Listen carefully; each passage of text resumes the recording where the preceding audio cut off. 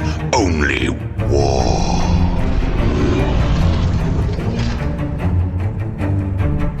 What is up, gents? 40k Dirtbags here. We got a tournament battle report for you today.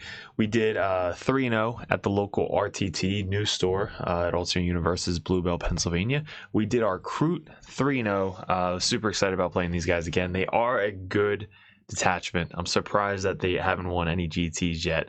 I really wanted to run this at the next GT coming up this weekend, but Death Guard dropped, and Death Guard is legal, so we're going to be running Death Guard at the local GT. Local GT is about 60 to 70 players there, so that's gonna be fun. But if you guys are clicking on the video, you guys are interested in the Kroot detachment for just 40k in general, this list is very good. I've been playing it for a while now, and there's not a lot of changes you want to make to it. It's kind of sound if you run it this way. The only thing that you can really change is if you take out the specific characters to add more Kroot. But I definitely think running it this way, it gives you a lot of different options and flexibility. So we're going to go over the list. We're going to go over picture by picture, turn by turn, and each game is going to be a different video. So we got 3 videos coming up. If you guys are Patreons, these come out ahead of time on patreon.com. Thank you to all my Patreon supporters. Wouldn't be doing this without you. And if you guys are interested, check out these new Dirtbag swag shirts. We do have a Kroot one available up on the website. It's in the description below. So let's get into the video with the list, and then we'll get into each battle going forward.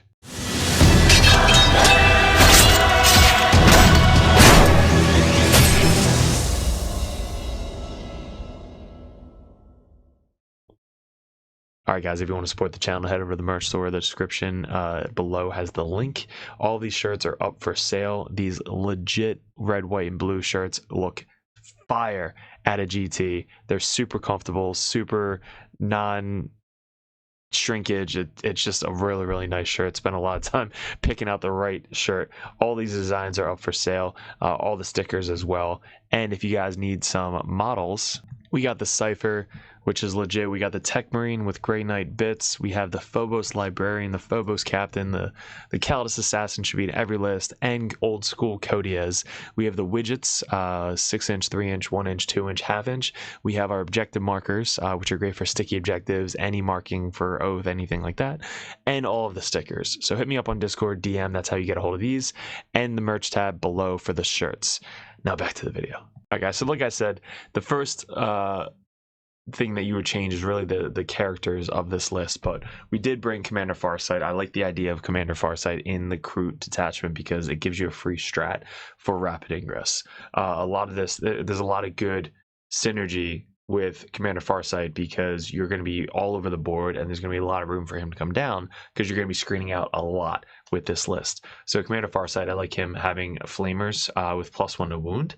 So if you're going against more infantry, having that extra AP on infantry and +1 to wound is going to be really good with, you know, T5, 5 wound models. He has 8 wounds, T5, 2 up, 4 up, and is pretty beat stick in combat. He's got 4 attacks, strength 10, like 3 damage. It's kind of insane. So I bring him in here. He's quick, durable, great for, you know, behind enemy line secondaries and killing, you know, other characters as well. He does survive. So him with a unit of crisis suits, you can bring Melta, but I found out that Melta, once they kill whatever their target is, they just die. So I play these guys a little bit more defensively, not like just throwing out just go kill one target. It's more of like rapid ingressing down when you're going to get charged by some demons or some, you know, infantry units that you really want to kill. You could rapid ingress them down and then get an overwatch for the unit that is about to charge you. So that's a really good strat. You can bring them down just coming down in deep strike as well, just kind of get some flamer shots off, and then they can overwatch for free in the opponent's deployment zone. So that free strat alone on his unit is very good. So we're leading it off with him. We have Recruit Flesh Shaper. He's basically there just to give the 6-up Feel No Pain, and if that unit kills another unit, you get a 5-up Feel No Pain. I believe he does give sustain, but I didn't really notice that huge difference of sustain. It's good if you are getting that unit in combat. I mean, you're usually just going to kill whatever you want when you touch it, but that's really why he's there. Then we have 2 lone spears. One of them has the Kroot Hawk Flock, which is the no deep strike within 12 inches. So he's usually in the back left, top left corner. So that way he can kind of move up, get that really long angle of 36 inches with his sniper gun. Precision is great, but then he can move back 6 inches and then no deep strike within 12 inches. So that board, that corner is always blocked out. If you need him to move up a little bit and kind of move forward 6 inches to block out 12 inches further, you could do that. That's usually later in the game, but in the beginning of the game, you're kind of like keeping him safe because he is your warlord. You don't want him to die, and he's really good at just kind of like shooting something really far away. He's got a heavy gun as well, so if you like start him out and he sees what you want to shoot, he hits on 2, you know, all the way across the board. So he's really good. And then the other one is the more aggressive one. So he's the one on the other side of the board that gets you kind of moving forward, shooting 18 inches with his javelin. Hopefully you roll enough shots because he only hits on 4s. Unless your opponent's wounded, then, you know, you hit on 3s. But hitting on 4s, you need to hit once to get that full rerolls to proc. But I love having 2 of them because it gives you that flexibility of kind of moving all over the place. And it's 2 different units, so you can get the full rerolls to hit with your Kroot. Then we finish off with the Kroot Warshaper. The Kroot Warshaper giving out another free strat. So it's 2 free strats you can do in a turn because they're 2 different abilities. And the Kroot carved weapons. This comes up so many times. Scares your opponent, makes them go after him really quickly. And you kind of want to keep him somewhat defensive because if you kill a character, you can potentially do like 6 to 8 mortal wounds if you roll really hot and sniping out that one character. It's D3 plus 1 blast. I don't know. I don't think it's blast. I think it's D3 plus 1 precision, 2 damage, anti-infantry 3+ dev. So that's how you're able to just kind of snipe out characters from pretty far away. So he's really, really scary. But he is with the Flesh Shaper and the 20-man Kroot Carnivores. So I have 120 man. I don't want to give up Call the Horde that easily, but I do want to have a Call the Horde target. They're just starting right in the mid center. They're always scouting into a defensive position, but those 2 characters with this, so that way if they do die, you can bring them back for 2 CP or 1 CP if your Warshaper is alive, and then they can come back and kind of recycle some Kroot models. Then we have 1, 2, 3, 4, 5 more Carnivore units. They're the Sticky Objectives, 2 OBSEC, Scout 7, Speed 7, like just grenades everywhere. So it's really, really good unit to bring in this detachment, and they're just kind of like 5 up invuln save, stealth, like they're so good. So that's the troop units. Then we have the Crisis Star Scythe battle suit. These are the flamer guys. So you're bringing these guys, you're bringing 2 shield drones, 1 marker drone, 1 gun drone. And these guys could mark a light as well if you need that extra marker light for your Hammerhead. So those are with the Commander Farsight, and then we have 2 Hammerhead gunships. Yes, that's not all Kroot, but these guys just come in clutch every single time. When you have so many Kroot in your face, you're not going to want to go after the Hammerhead. So the Hammerheads are kind of like always sitting in the back. They only step out until there's a target to step out. If there's like a random unit that isn't going to really die from a Hammerhead, you're not bringing your Hammerheads out. Your Hammerheads are staying behind cover until they bring their tank out or the big like FU custodian unit, you know, something like that. But 2 Hammerhead gunships. We have the Krootox Rampagers. We do have 3 units in this list. I forgot one of them at home, so I'll go over that in the battle reports. But 3 of these guys in 3-man squads. Running a 6-man squad, you're almost never going to get all 6 of them into engagement range to do the mortal wounds. So I like having some options of having 3 smaller units, so that way if they do charge, you can potentially get all 3 of them into combat and get that 4+ mortal wound on them. So they are really durable. T6, 5 wounds, 4 up save, 5 up invuln against shooting. Like they're really durable and they hit really hard. So especially with the full rerolls to hit and +1 AP, if you have something else going into them, they actually punch up really well, especially for 85 points. Like that's insane how cheap they are. So 3 units of them. And then 3 2-man units of riders. These guys, the shooting back scares people. Now they don't really want to take that extra shot into your Kroot units. It's Kroot infantry within 6 inches of them, they can shoot back. Rapid fire, so they have like 8 shots with 2 guys, 7-1-2, so they're marine killers. And they shoot pretty far. So they also scout. They aren't bad in combat, so if you need to kind of like move them up, they still T6, 5 wounds, what, 4 attacks extra, 6, 1, 2. Like they're good in combat, so they can shoot and be in combat and be super annoying. So we have 3x3 of these guys, 3x2 with some guns up here. We have a Pathfinder team. These guys are like my Seekers in Chaos Cult. They basically scout, or they start forward. You can put they have infiltrate, and then you can put the detach or the enhancement on them, or the whatever gear that gets them the scout move. So they infiltrate and then scout. So you start them like kind of blocking out the other infiltrators, right? If you roll to go first, you set them up. You can block out most of the board, and then you can scout move back 7 or scout move forward to be outside 9 inches of your opponent. And then if you have turn 1, you're just like running them forward. So if you don't really need them to do a secondary, they're either just moving up doing a secondary or running forward to block out most of your opponent. So they are so good for 90 points, 80 points for Seekers, but you have to bring 100 points of Demonettes to bring them. So it's like kind of the same thing, except they're 90 points. So it's a lot cheaper, and they're just 10 bodies that get the scout and infiltrate ability. Then we have the stealth battle suits. 2 of these guys, they're infiltrating on the outskirts to set up for my hammerheads. So they also bring the free Homer beacon, so your rampagers can rapid ingress for free. There's a lot of good free strats in this detachment, but having these guys to rapid within 6 of them from a board edge, your rampagers, is such a good play. That is why they're in the list. And then obviously one of the best units we have in the Kroot book is the Vespid Stingwings. Vespid. So we have 2 units of 5 Vespid, uppy downy guys every single time. So good, and their guns are actually really scary. So that's the list, guys. Let's get into the battle reports. Depending on what video you're watching, it's gonna be good. What's up, gents? All right, so game 2 against Custodes. If you guys are new to the channel, we have these merch shirts, which are freaking awesome, super comfortable. They don't shrink in the washer.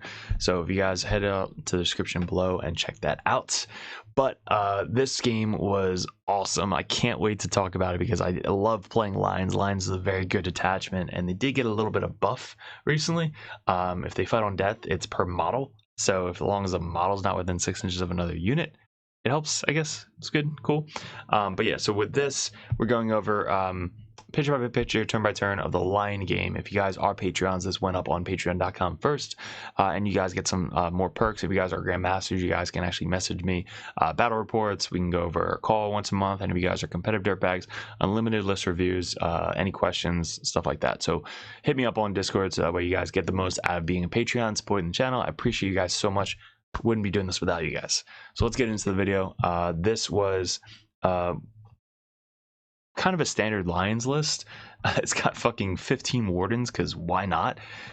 15 wardens led by 2 of the blade champs and 1 of the shield captains. I definitely think if you're going to go 15 wardens, just go through 3 blade champs, or yeah, blade dudes like these guys. So just 3 of them, 15 wardens, good game.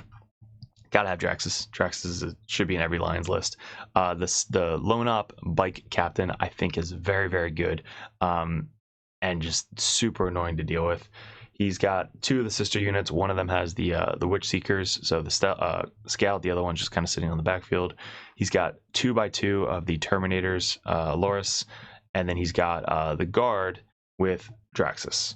So, like I said, pretty standard Lions build. Every opponent, actually, I didn't mention this in the first video, every opponent went 2-1. So every opponent I played actually did really well at this tournament, which is really cool. So Kroot had the best win rate against really good opponents at a local RTT. So we actually play this guy all the time. He's a really nice guy. So let's go over what we got going on. So game 2, let me pull up the mission. We have another side layout. So this is Kroot versus Custodes, take and hold, raise banners. So if you guys have battle line on a point, you get a banner. So it's really easy to have most of your list battle line. So that's pretty cool. We got the stepping stone. So we have 20 inches up to this point, and then 12 up to that point. It's layout 1. So if you guys are Rexar lasers, you guys have clear plexiglass and terrain in the description below. If you use the code word DIRTBAGS, free shipping on $50 or more, which is basically a full pack. Awesome terrain. I use it every single time. And you can actually transfer these to your game store and play that with these clear plexiglass terrain anytime you want. So with this mission, I knew it was going to be hard because everything is just going to be 2-up saves. A lot of them is going to be 3-up saves if I can get into combat. I do have a strat to get +1 AP into shooting, but I need to tie that with another unit to shoot them to kind of make it worth it. So I don't have ignore cover or anything like that besides my flamer dudes. So I think the flamers have to pick up a lot of slack in this game, and it's going to be a lot of mortal wounds. So grenades, rampagers, all that stuff. This game, after realizing during lunch that I forgot 3 rampagers at home, which if you've watched my first game, I played 3 rampagers down. So this game, he was actually able to let me proxy 3 rampagers from dead bodies. So that was super nice of him. But with this, we kind of started rampagers usually always here, gun guys, everybody basically on the line, some guys screening out the backfield, Vespid, lone op, stealth suits, lone op, stealth suits. Very synergy, like on both sides, usually the same setup. And then the hammerheads, one to peek out in the center to get the center line, the other to kind of come up here to get the super long that way line. So you could put a hammerhead up here to get that line, but I know most of them is going to be sitting right here for the launching point. So I want to put one this way to get the line going that way. So, and I know this guy's lone op, so kind of ignore that guy, but you can notice his deployment's pretty aggressive. Like he's got this guy here to kind of move up. I would have put this guy where the sisters are, so that way it blocks out a little bit more of the shooting. And if you roll the D6 and you don't get that far, at least you're right there, so you can only go like 1 inch over to the right. So he kind of baited me with this. I totally forgot that they have the 1 CP you can move after I shoot you. So wait till you see where I put my entire fucking army in this list. So all these guys are starting forward 9 inches away from the deployment zone. I'm gonna basically do the same thing where if I go first, I'm just gonna run forward. If I go second, I can back them up in the terrain 7 inches away to just wait one more turn. So for us, we actually did go first. So having a full army scouting 7 and going first is very good. Like I said, take and hold. So hold 1, hold 2, hold more, and then let's go into it. So this is before scout. This is after scout. Well, this is scout. This is turn 1. So turn 1, you can see I literally deployed every single gun that I fucking have to shoot this unit right here. So look, you can see this, right? You can see that. Look, all right, I'm going to kill this entire fucking unit. Like, all right, I can probably precision out the character, kill the character, and then kill the unit. That is my game plan right now. So after lining up my entire fucking army to shoot this one unit, which he didn't even flinch, didn't even bat an eye. And this is probably, folks, where you say you done fucked up.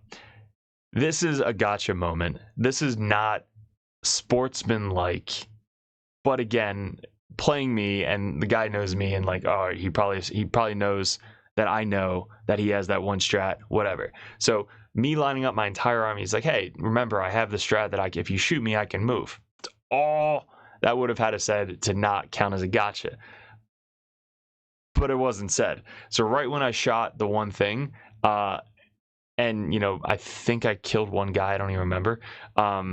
He's like, all right, I'm going to spend a CP and move. And then, of course, he rolls a 6 and gets out of range. I was like, well, fuck, that would have been great to remember or know what's going on right now. So he's like, oh, fuck, I thought you knew. And again, yeah, you're right. Like, I should have asked, I should have remembered, I should have whatever. So that was 100% my mistake. I took full responsibility for that. But it's like, that is the definition of a gotcha, right? So I wasn't mad. I just kept playing because can't change the past. He's like, well, do you want to take that back? And I was like, honestly, bro, I moved 120 models. There's no way I can take that back. So if that was the case, instead of putting all 20-man unit up front to shoot like everything, all these guys there, basically would have been different. All these 20 guys would have waited and kind of just been back here to set up. The other guys would have been, again, back here to set up and wait. I would have put one guy on the point just to kind of be, okay, here's one guy. These guys still would have moved up and kind of blocked. And then these guys, again, everything else stays the same. So the only thing I would have done differently is put these guys back and then keep my hammerhead probably in the back. And that's really the only difference that I would have done. But again, there's just too much that I can't go back and redo that. But I did line up, if you add this up, it's like 145, 60, 120, 180, 280, 300, 400, 500, 600, like 600 points. Oh, and this guy moved up to get line of sight. 600, 780 points roughly, lined up to shoot this one unit. And I forgot that he got the 6-inch move. So congrats. Look, I hit him with the lone op guy. So I had full rerolls to hit. Oh god, against that unit. But it's fine. It's fine. It was fun. He was nice because he was like, hey, if you want to take it back, you can. You know, it's whatever. And then he actually felt super bad, which I felt bad because I don't want you to play me and feel bad. Like I fucked up. He's like, dude, I'm gonna give you the win. I was like, dude, don't give me the fucking win. Like, no, I appreciate you, but no, that is not how we play, right? Let's just keep playing. Let's have fun. So I felt bad because then he felt bad. I was like, dude, let's just fucking kill my Kroot. That's what they're here for. They're here just to throw on the table, roll dice, and kill a Kroot. So we kept playing. Obviously, this is a fun game because I love seeing lines on the table. So that's where he moved up afterwards, and then I put this guy up here again because I wanted to move him up and throw a grenade. So he kind of helped me out by being there, which I'll explain in a little bit because he can't just kind of run through me now. So that was my turn. I shot him once, he moved, and I passed turn. that was it. I was like, all right, can't do anything. Go. So turn 1, I had 4 banners, which was funny. I had extend, which was great, and containment. So I had a really, really good turn 1, 11 points, plus 4 for banners. So I had 15 points turn 1 without really doing anything. I contained up there and then contained, I think, with the hammerhead right there. So super easy turn 1. His turn 1, he now starts to kind of move up and get everywhere. So he advances the blade champ that had the move over here. He advanced the other blade champ up there. So he has 2 blade champs advancing into my Kroot. Just kind of like push forward. They do have the Feeling of Pains up, so right, they could be super aggressive and super defensive at the same time. The other unit, these guys ran from back here to up here, and I think they killed the some of the purple guys. I forget who they shot at. They might not have shot at. I don't think they shot at a ton of people. I think they advanced up, and so what I would have done with this guy is just kind of like maybe move up. I guess he had to run up on the point to try and steal it from me. So I had the point there. He had to get somebody on the point. I think if he would have just moved the sisters up and get on the point, and then these guys kind of like advance up and blow up, I guess, that purple unit, that's one less unit he has to deal with. This guy scooted up. He did move up from over here, moved up, shot, charged, and then at the end of the fight phase, fell back over here. He killed my entire 20-man Kroot unit pretty easily because they all have 5 attacks each with sustain. All I had left was 1 character in combat. That was back here. He then fell back. I think he had 3 wounds left. So he was the only guy to live after all of that. He did charge some of my gun guys. So he killed one of the gun guys, took this guy down to 3 wounds, killed all the 20-man with my character. He precisioned up the character.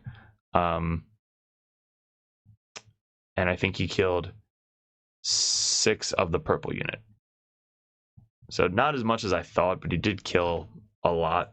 I did spend my 2 CP to get those guys back into reserves, so that way they can come back on and do something next turn. I rapided Farsight's unit in his deployment zone, and when I rapided, oh no, I think I just deep struck them. Sorry, I didn't rap. I rapided the Rampagers. Where the fuck are they? Maybe I didn't rapid the Rampagers. Yeah, I guess I didn't rapid the Rampagers. Not yet, anyway. But, alright, sorry. So this turn, we now have to basically kill 2 Warden Bricks. I want to try and kill one with shooting, and then the other one with essentially melee. So what he did was you have to say which unit is getting the Feeling Pain at the beginning of the phase. So in the shooting phase, he chose this unit up front to get the Feeling Pain. So what does that let me do is that let me choose this unit to shoot at to just murder as much as I can from this unit, and then in the fight phase, go after this one now that doesn't have the Feeling of Pain anymore. So he kind of gave me 2 Warden units at the same time. He only did Feeling of Pain on one of them.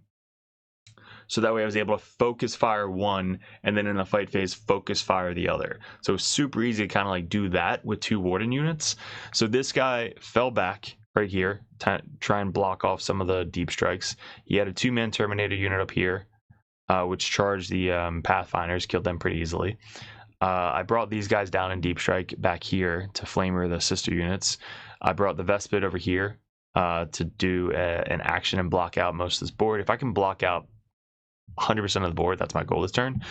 So the only thing I couldn't block out was up this way. So 9 inches was to like where this Kroot was. So I couldn't get anybody in this corner. So he's still able to get people down in that side, but I blocked out, what, 75% of the board. We lined up our Rampagers. We put all the Kroot there. We put the guns there. These guys fell back. So these guys fell back. This guy fell back. These guys weren't in combat. They just moved over. Everything else basically lined up. We even brought our Vespid out to get some random shots off. The Hammerhead stayed still. This Hammerhead stayed still. And now it's time for just grenades and everything I possibly can. The goal also here is, like, let's say there's 1 or 2 guys left up here. I could charge in, kill the guy that I charged in with the mortals, and then pile in and try and get attacks on this unit. So kind of some combos you could do with the mortal on the charge. But yeah, we definitely threw some grenades. Now, smart play by him was we were going to flamer the shit out of these sisters, so that way it took 5 points away from his primary objective. But he actually rapided on his point right here. So he was smart, rapided on his point, so that way he was able to keep his point, and got 5 points from doing that. So we definitely killed the sisters. This guy shot at this unit, so we had the 3 damage going to these guys. All of the shots went to them. We took this unit down to 1 guy with 1 wound. The character, full rerolls to hit. This unit, full rerolls to hit, so both of them are full rerolls to hit. And then this unit, I think there's 3 guys left with the character. So you can see we lined up pretty well, killed most of the wardens here. We can charge in to this unit and do mortals, or charge into this unit, clearly kill that guy, and then pile in. So I think what we did is we actually charged into this bottom unit. So we charged in the unit, did as many mortals as we possibly could. These guys were able to get the charge off. The green guys obviously made the charge off, held this point. This guy's not in combat, because we killed the 1 guy who was engaged and we didn't pile in. So when we killed that 1 guy, he can't pile in because he didn't charge, and I didn't pile into him. So he's now just there. And then we basically got this guy down to 4-1. So we killed 10 wardens. Was it squads of 5? 1, 2, 3, 4, 5. Yeah. So squads of 5. We killed 10 wardens this turn, even with the 4 Feeling of Pains, which was awesome. Yeah, we set up pretty well going into turn 3. So big point swing. Now all I have to deal with left is these guard. He's got 5 more wardens in reserves that could come down, but he can only come down in this table quarter. We did make the charge with Commander Farsight. So when we made that charge, we actually stopped him from getting a 5. So I guess if you give me the opportunity to charge, I'm going to charge you. But if you bring down your Terminators, like see how he brought down 9 inches, he wanted to kind of get into the fight next turn. If you would have just brought them down like here, right behind the wall a little bit on the objective still, that's almost an impossible charge. So that way I don't even have a chance to charge you, and you still get 5 points. So that keeps Farsight out of his deployment zone, out of his objective, gives you 5 points, and I don't kill one with Farsight.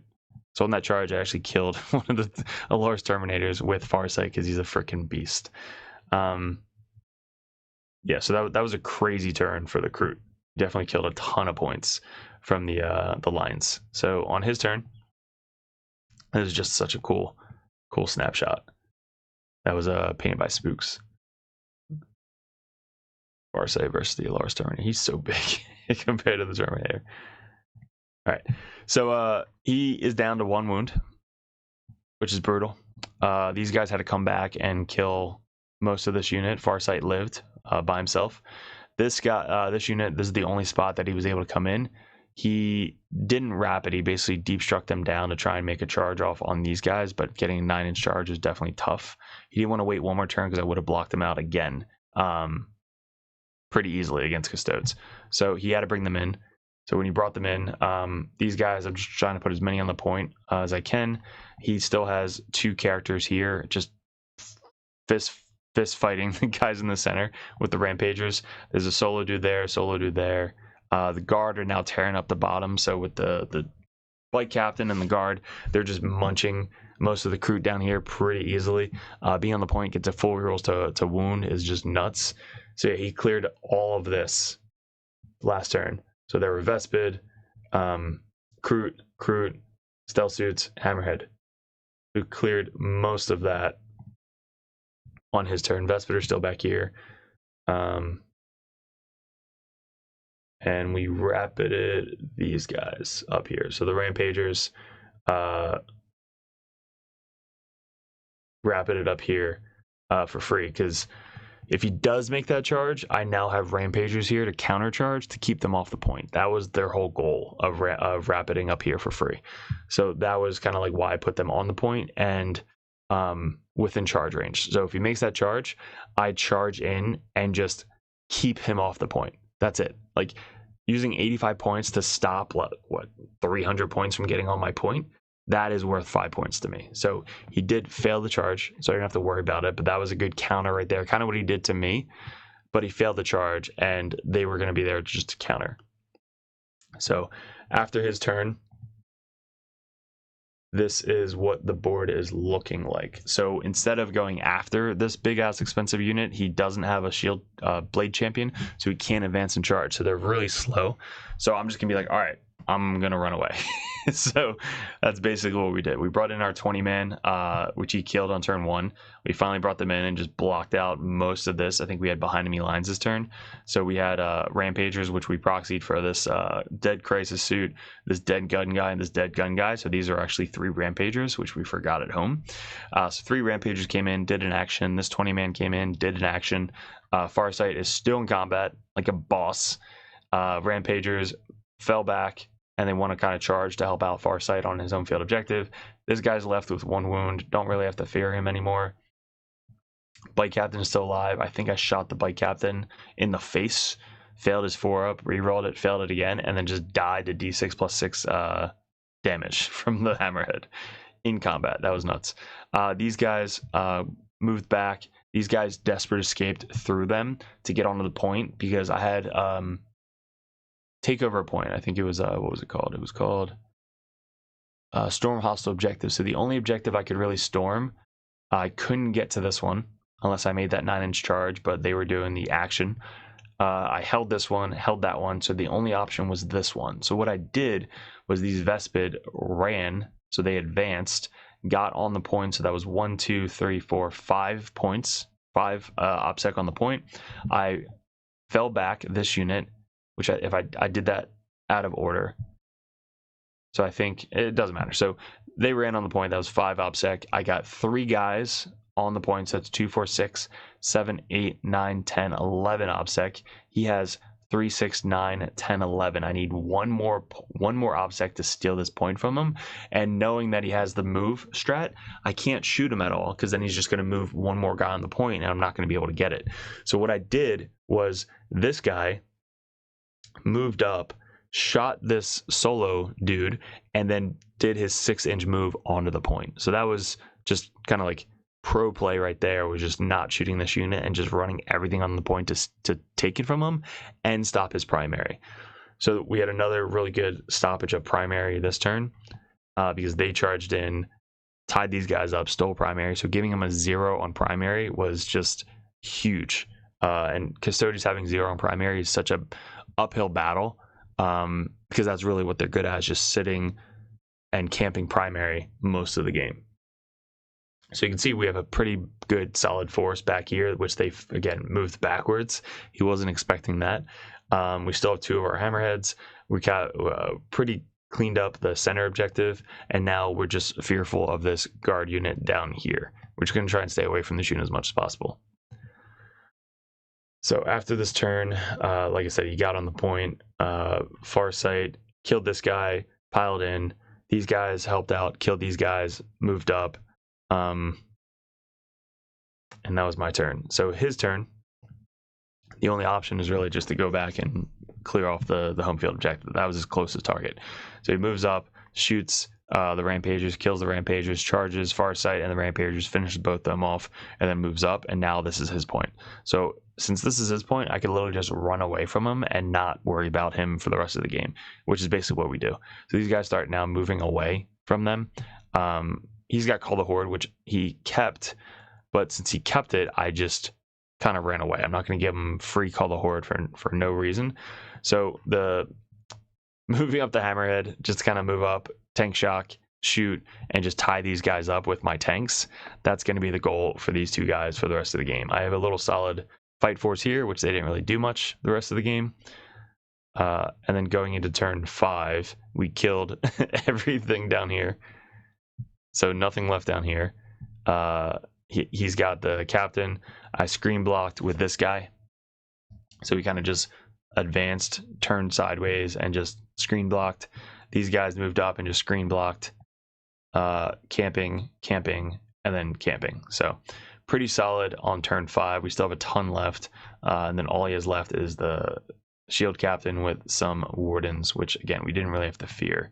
So this is the final score, 100 to 42. So even though we had a huge gotcha on turn 1, we didn't let it affect our game. We still had a fun game afterwards. We went back and forth and helped each other out with remembering rules, because again, I played Lions and he remembered some of the standard rules about like movement and stuff like that. So if you could just look at the primary, he had 0 on turn 2, 0 on turn 3 because of, again, stealing that home field from him with Farsight was huge. He would have had at least 5 and then at least 5. So that would have been a 10-point difference. But 15 out of 50 for primary. He only had 1 banner because he only had 1 battle line unit.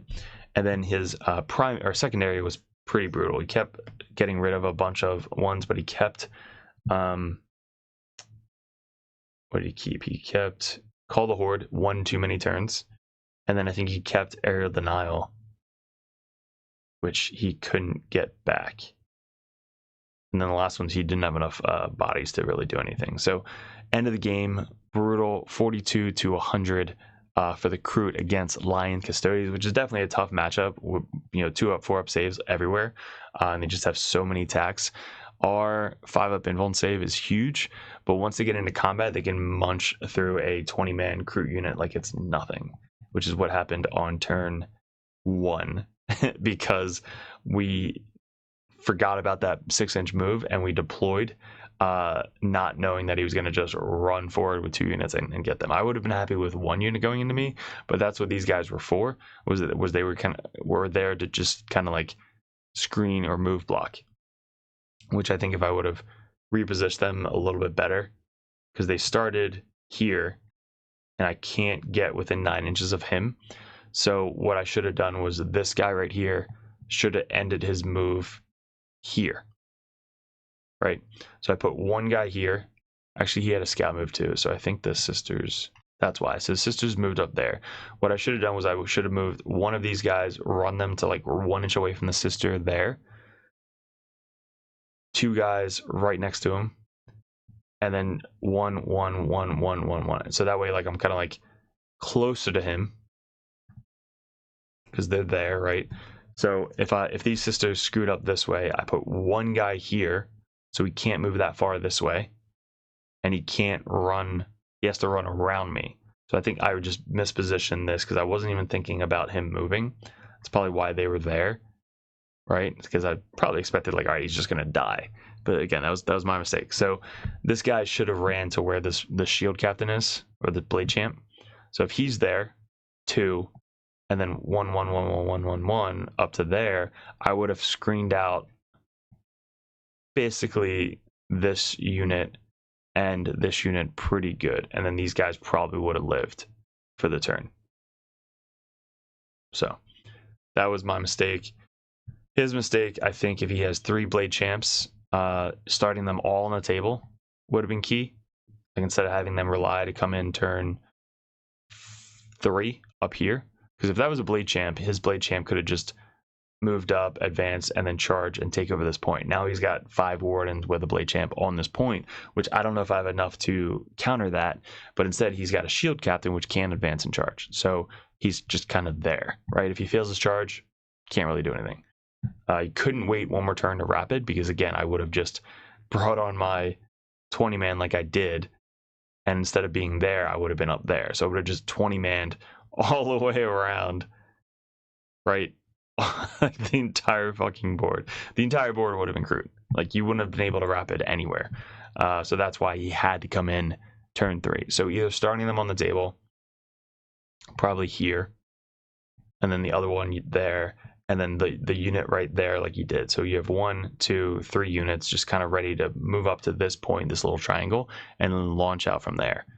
Because I don't have a ton of shooting that's going to kill full units in the shooting phase, and if you don't commit both units like you did on turn 1, now I have to like kill 1 unit to shooting, which it has a 4 feeling of pain, so I'm probably not going to kill to shooting. And then if I charge it, I might not kill to charging, because then you can interrupt or fight on death and then just kind of like murder as much as you can before you die. Now you have another unit to go out and do the same thing where you can just trade well, have your 4 feeling of pain still, whether it be the shooting or fight phase, and then go from there. So that was the difference there, was he gave me an easy out by choosing the one that he didn't feeling the pain, and then charge the unit that used their 4 feeling pain. So that was a good trade by the Kroot there. And then the bike captain was really aggressive. I wonder if he could have just stayed back and shot his big gun into the hammerheads and chip damage. And then these guys trying to move up, shoot, charge. Yeah, because I think he was too defensive turn 2 with these guys. Because if they're more out, right, I have 2 warden units I have to chew through. So give me too many options, right?